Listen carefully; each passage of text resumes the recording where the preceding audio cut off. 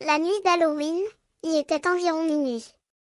Les enfants du quartier avaient déjà regagné leurs homes, et les bruits de la soirée, les rires, les cris, les chansons, commençaient à se tuer. La maison, silencieuse et sombre, n'était éclairée que par la lumière orange du feu de cheminée qui brûlait dans la cheminée du salon. Ma cousine puis et moi étions assis dans le salon, les yeux fixés sur la télévision qui diffusait des films d'horreur pour l'occasion.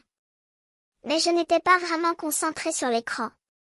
Je pensais à ma petite cousine, qui avait laissé sa poupée préférée, une créature détestable avec des yeux qui bougeaient, allongée sur le sol du salon. Soudain, un bruit étrange se fit entendre. C'était comme si quelqu'un grattait contre la fenêtre. Je me suis retournée vers Q, qui me regardait avec des yeux égarés. « Avez-vous entendu ça ?» lui ai-je demandé. Elle a secoué la tête, disant qu'elle pensait que c'était juste la cassette de nos voisins, toujours en train de jouer leur son d'effets spéciaux de Halloween. Mais je savais que ce n'était pas ça. Le bruit s'est répété, plus fort cette fois. C'était comme si quelqu'un essayait de dire quelque chose. J'ai bondi du canapé et j'ai jeté un coup d'œil par la fenêtre. Mais il n'y avait personne en dehors. Rien que la nuit, noire et silencieuse, qui nous enveloppait. Tu as finalement levé les yeux de son ordinateur et m'a regardé avec une expression inquiète. C'est peut-être de l'autre côté de la rue, a-t-elle dit. Mais je savais que c'était impossible. Il n'y avait personne dans la rue. Et puis, j'ai vu la poupée bouger. Ses yeux étaient ouverts, et elle était plus lourde que d'habitude. J'ai laissé tomber la poupée et tu l'as jetée à nouveau dans le sous-sol. Mais je ne pouvais pas oublier ce que j'avais vu. Et lorsque j'ai entendu un autre bruit sur la fenêtre, j'ai su que je devais faire quelque chose. J'ai couru à la cuisine et j'ai appelé la police. Ils ont dit qu'ils seraient là dans 10 minutes. Mais avant qu'ils n'arrivent, j'ai vu quelqu'un debout devant la fenêtre de la cuisine. Il n'avait pas regardé plus de 2 secondes, mais j'étais sûre que c'était Tom, mon ami depuis longtemps. Mais pourquoi était-il ici? Je me suis cachée dans la salle de bain, essayant de ne pas penser à ce qui se passait. Mais les coups à la porte d'entrée ne cessaient pas. C'était comme si quelqu'un essayait de me faire sortir de la maison. J'ai finalement entendu les coups s'arrêter, suivis d'un cri de la police. Mais lorsque j'ai regardé par la fenêtre, j'ai vu que les 3 hommes étaient déjà partis. Ils étaient dans les bois, et je ne savais même pas combien il y en avait. Je suis sortie de la salle de bain, prêt à affronter ce qui se passait.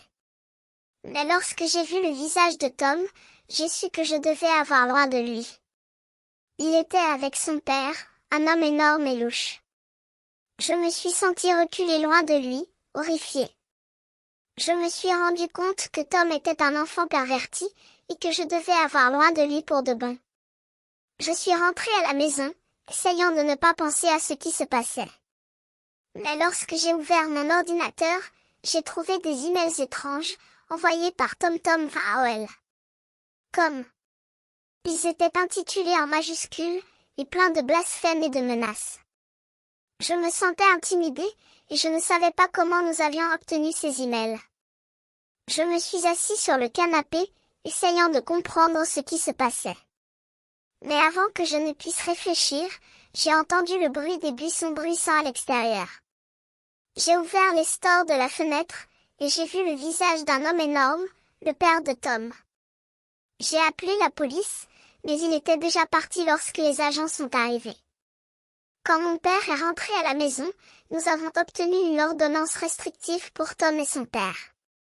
Ils ont déménagé environ 1 mois plus tard, et j'ai emménagé dans une nouvelle maison, loin de tout ce qui s'était passé. Je ne suis jamais revenue dans cette maison. Je ne veux jamais y revenir. C'était un endroit où les choses inquiétantes et étranges se passaient, et je suis heureux de l'avoir oublié. J'ai passé quelques mois à vivre seule dans un appartement, mais je cherchais un colocataire pour partager les frais et les moments de détente. Je me suis finalement résolue à accepter l'offre de mon copain du travail.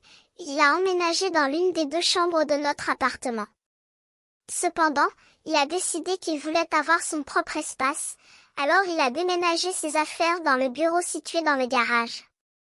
Au début, je pensais que c'était une configuration plutôt cool, mais je commencerais à me rendre compte que les choses ne allaient pas tout à fait comme prévu.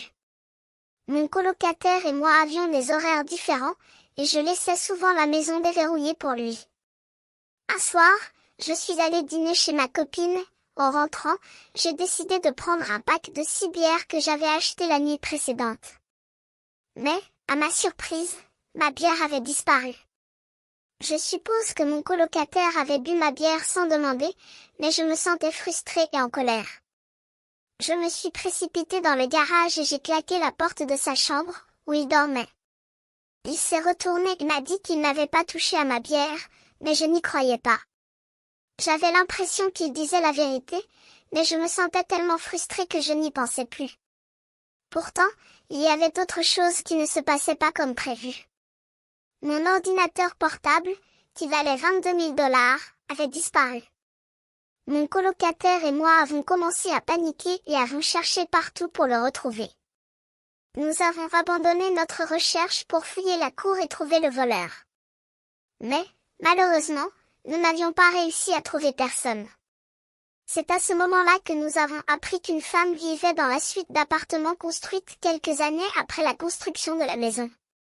Elle était mourante et avait été prise en charge par ma tante et mon oncle, qui l'avaient aidée pendant sa maladie. Mais, après sa mort, ils avaient loué la suite à une femme inconnue, qui semblait être toxicomane. Nous avions entendu des bruits étranges de son côté de la maison à toutes les heures de la nuit, et nous nous inquiétions pour sa santé. Mais, revenons à l'histoire de l'ordinateur portable. Nous avons trouvé des empreintes de pas dans la neige qui menaient à la suite de la femme. Nous avons frappé à sa porte et avons demandé qu'elle sorte. Mais, malgré cela, les policiers sont arrivés et ont pris toutes nos informations. Ils ont vérifié les noms dans leur cruiser et nous ont informé que l'homme avait un mandat dans une autre province et avait été reconnu coupable d'introduction par effraction il y a plusieurs années. Cependant, comme le mandat provenait de l'extérieur de la province, les policiers ne pouvaient rien y faire. Le lendemain matin, j'ai demandé à mon colocataire ce qui était si important à 3 heures du matin pour qu'il essaie d'entrer dans ma chambre.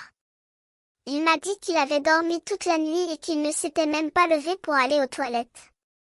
Mon cœur se serrait, car je me sentais en danger. Mais, malgré cela, j'ai décidé de continuer à vivre avec mon colocataire. Cependant, quelques semaines plus tard, il a fallu que nous déménagions pour des raisons personnelles. Nous avons emménagé dans une nouvelle maison, mais je me sentais toujours inquiet. Un soir, nous avons organisé une grande fête pour le 21e anniversaire de mon colocataire. Il y avait beaucoup de gens que je ne connaissais pas, et il y avait une atmosphère de fête très animée. Mais, malgré tout, j'ai remarqué un homme plus âgé qui se démarquait. Il était assis dans un coin de la pièce, regardant tout le monde boire et danser. J'ai pensé qu'il était peut-être le père ou l'oncle de quelqu'un, mais il n'y avait personne qui semblait le connaître. Lorsque les derniers invités furent partis, nous sommes retournés dans le salon et avons vu que l'homme était toujours là. Il y avait quelque chose d'étrange dans son regard, et je me sentais en danger. Mon colocataire et moi avons décidé d'attendre que la plupart des invités soient partis, pensant que peut-être ils partiraient également. Mais, quelques heures plus tard, je me suis réveillée et j'ai remarqué que la porte coulissante du placard en face du canapé avait été légèrement ouverte. Je me suis sentie sous le choc et j'ai commencé à planifier mon évasion. Je pouvais sauter par-dessus le canapé et atterrir juste à côté. Mais, juste avant de courir, j'ai vu la porte du placard s'ouvrir un peu plus et j'ai vu quelqu'un me regarder. Je me suis enfuie, mais mon colocataire et mes amis m'ont regardé comme si j'étais folle. Nous avons appelé la police, mais l'homme n'a jamais été retrouvé. Il est simplement parti par la porte arrière. Plus tard, je suis allée travailler dans un magasin TJ Maxx local pour un peu d'argent supplémentaire. Mais, un soir, je me souviens avoir entendu une voiture s'arrêter derrière moi. Je me suis retournée et j'ai vu une femme avec sa fille adolescente sur le siège passager. Elle m'a demandé si je pouvais leur emprunter 10 $ pour l'essence. Mais, Après avoir dit non, elle m'a demandé si je pouvais monter dans la voiture avec eux et aller à la station-service. J'ai refusé, et c'est à ce moment-là que j'ai remarqué que la fille me regardait tout le temps et se léchait les lèvres et se faisait des anneaux de doigts. J'ai eu peur et j'ai fui. Je me souviens de cette nuit-là comme si c'était hier. J'ai toujours peur que quelque chose de grave se produise à nouveau.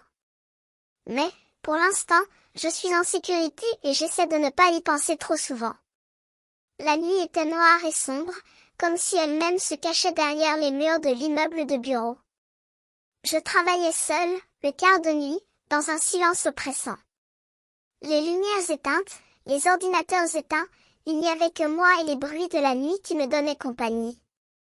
Je me sentais comme un fantôme errant dans ce bâtiment vide, parcourant les corridors sans bruit, comme si je ne voulais pas troubler l'atmosphère lourde de secrets. Mais je ne pouvais pas m'empêcher de sentir que je ne suis pas seule. J'ai entendu un bruit de fissure dans les murs, mais je ne me suis pas inquiétée.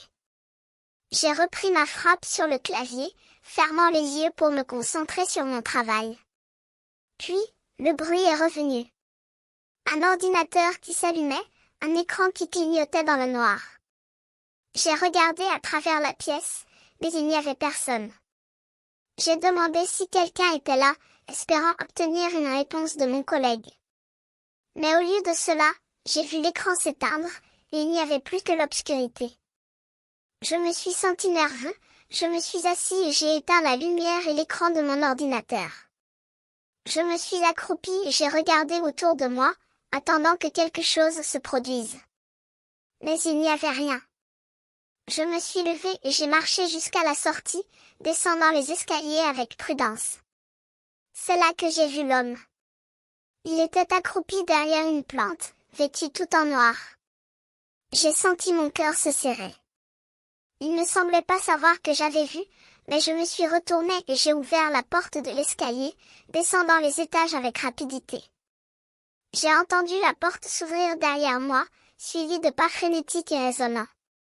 J'ai dévalé les escaliers, courant comme si ma vie dépendait de cela. Je suis sortie dans la nuit, sans regarder en arrière. J'ai appelé la police et mon patron, mais personne ne savait qui était l'homme. Les policiers ont scanné l'endroit de haut en bas, mais il n'y avait personne. Je ne pouvais pas les aider avec une autre description que l'homme en noir. Mais cela n'était pas la fin. Je suis retournée à mon travail, mais je n'étais plus à l'aise. Je me sentais surveillée, comme si des yeux me regardaient de tous les côtés. J'ai continué à travailler le quart de nuit, mais je n'étais plus seule. Il était 4 heures du matin le samedi soir, et je me suis réveillée avec des gargouillements d'estomac. J'ai été dans la cuisine pour faire un sandwich, mais j'ai remarqué que le placard était ouvert. J'ai vérifié la maison, mais il n'y avait personne. Mais lorsque je suis descendue au bureau, la porte arrière était grande ouverte. J'ai vu l'homme assis sur une chaise du patio, il avait l'air sale, presque sans abri. Il s'est levé lentement, et je me suis sentie prise au dépourvu. J'ai essayé de rester calme, mais il s'est soudainement jeté sur moi. J'ai fermé la porte et l'ai verrouillée, mais il était déjà parti. J'ai appelé la police, mais ils ne sont jamais arrivés. C'est là que les choses ont commencé à se produire de manière étrange. Mon téléphone s'est mis à sonner à 4 heures du matin, et je me suis réveillée avec mon réveil qui sonnait. Mais il faisait encore nuit. J'ai vérifié mon vrai réveil, il était 4 heures du matin. J'ai pensé que c'était une erreur, mais cela est devenu un rituel quotidien. Mon téléphone sonnait à 3 heures du matin, à 2 heures du matin, à 1 heure du matin. J'ai pris peur, je me suis sentie comme si quelqu'un me surveillait, comme si mon téléphone était une arme. Je me suis mis un mot de passe sur mon téléphone, et je l'ai caché, mais cela n'a pas changé grand-chose. Les alarmes ont continué à sonner, et je me sentais comme si je vivais dans un cauchemar. J'ai finalement compris que quelqu'un était responsable de cela, et j'ai pris la décision de prendre des mesures. J'ai laissé mon téléphone éteint pendant un jour, et la nuit suivante, j'ai utilisé mon vrai réveil comme alarme. Mais lorsque je me suis réveillée, mon téléphone était éteint, et le son de l'alarme était différent. C'était un cri déformé. J'ai tendu la main sous mon lit pour trouver le chargeur, mais il manquait. Et puis, j'ai compris que les 4 titres d'alarme formaient une phrase, « Il est temps de sortir ». J'ai essayé de retirer mon bras, mais c'était trop tard. J'ai senti une main attraper mon bras et serrer fort. J'ai crié, et j'ai entendu la porte de la chambre de mes parents s'ouvrir.